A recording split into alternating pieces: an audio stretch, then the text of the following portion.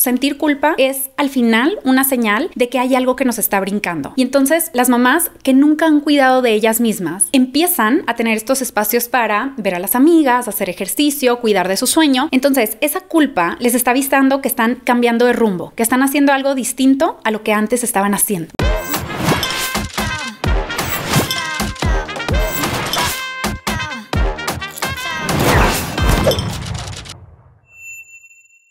Ani, tú eres neuroeducadora y mamá. Cuéntanos un poquito de tu experiencia, por favor. Sí, Cristi, mira, yo tuve la oportunidad de estudiar de base educación y después me fui especializando en todo el tema de neurociencias. Estudié primero la licenciatura en educación, luego maestría en psicología neuroeducativa y después tomé una maestría en asesoramiento educativo familiar. Realmente soy una eterna aprendiz. Como educadora, pues bueno, mi más grande pasión es seguirme formando y compartir lo que sé con otras personas, tanto con maestros como con familias. Entonces, lo que actualmente hago es que asesoro a familias en práctica privada, asesoro a maestros también, doy cursos y capacitaciones y he tenido la oportunidad de publicar 2 libros, un cuento infantil y un cuento para papás, para guiarlos en este proceso de la educación respetuosa.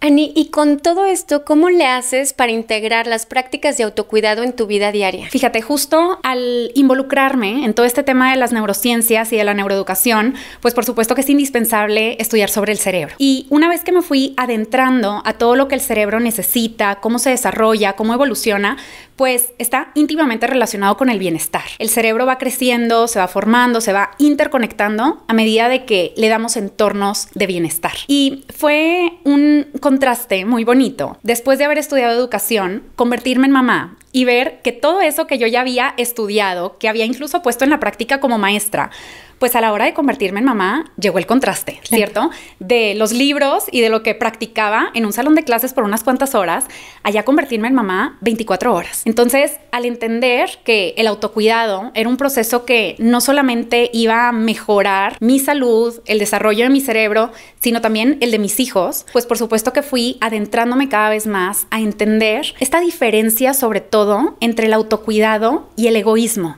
que muchas veces como mamás podemos confundir y es cuando podemos caer pues en burnout parental o podemos caer en episodios de muchísimo estrés, de muchísima ansiedad o incluso ya llegar a la depresión. ¿Qué es un burnout parental?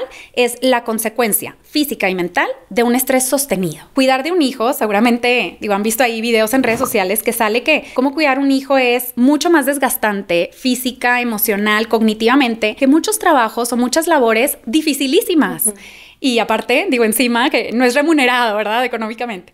Entonces, por supuesto que cuidar de un hijo es una labor que requiere muchísimo esfuerzo y es mantener o saber gestionar un estrés muy importante, el estrés de cuidar de una vida, no es cualquier cosa. Cuando no cuidamos de nosotros y solamente estamos cuidando de los demás, pues ese estrés sostenido se convierte en burnout. ¿Cómo puede identificar una mamá que está entrando en burnout? Se va a sentir no cansada, sino agotada, con muchísima irritabilidad, con explosiones emocionales que se detonan por cosas muy pequeñas, incluso como con estos conflictos constantes familiares. Pareciera que todo lo ve como un problema o que hay muchos conflictos en su entorno familiar. Y también son mamás que empiezan a experimentar un rechazo hacia los hijos, es decir, ya no quiero estar con ellos, o por qué tuve hijos, o ya no quiero estar aquí. Y ese tipo de pensamientos, ojo, no son malos, son como estos foquitos que nos alertan de que están sintiendo los síntomas del burnout y que están muy a tiempo de cambiar esa dinámica familiar, de cambiar esa manera en la que no solamente cuidan, sino que se cuidan, para no entrar entonces a esto que platicábamos de ya síntomas de ansiedad o de depresión, que por supuesto que van a requerir pues un tratamiento mucho más profundo de la mano de un especialista. ¿Cómo les podrías recomendar o qué estrategias para lidiar con la culpa? Que creo que también como mamá crece muchísimo esta sensación de por todo te sientes culpable si no lo estás haciendo bien, si no lo estás haciendo perfecto, porque esa es otra, queremos hacerlo perfecto. Entonces, ¿cómo regularlo? ¿Cómo mediarlo? Bien, a ver, el tema de la culpa es un tema que la mayoría de las mamás hemos sentido. Y quiero ser muy clara en esto. Sentir culpa no es algo malo. Es al final una señal de que hay algo que nos está brincando en nuestra mente, en nuestro corazón. algo que no nos está haciendo check. Entonces, la culpa puede ser, por un lado, esta sensación de que estoy haciendo algo distinto a lo que normalmente hago. Y entonces, por ejemplo, las mamás que nunca han cuidado de ellas mismas empiezan a tener estos espacios para ver a las amigas, hacer ejercicio, cuidar de su sueño, y entonces sienten culpa porque es algo que nunca antes habían hecho. Entonces, esa culpa les está avisando que están cambiando de rumbo, que están haciendo algo distinto a lo que antes estaban haciendo. Visualizar a la culpa como esa señal de que estoy yendo hacia un nuevo camino no es necesariamente malo, sino que más bien puede confirmar que ya están empezando a cuidar de ellas mismas. Entonces, pues identificar que sus acciones no son de egoísmo, sino de autocuidado, y entonces dejar ir esa culpa y decir, gracias por avisarme que estoy haciendo algo diferente, es justo lo que quiero hacer.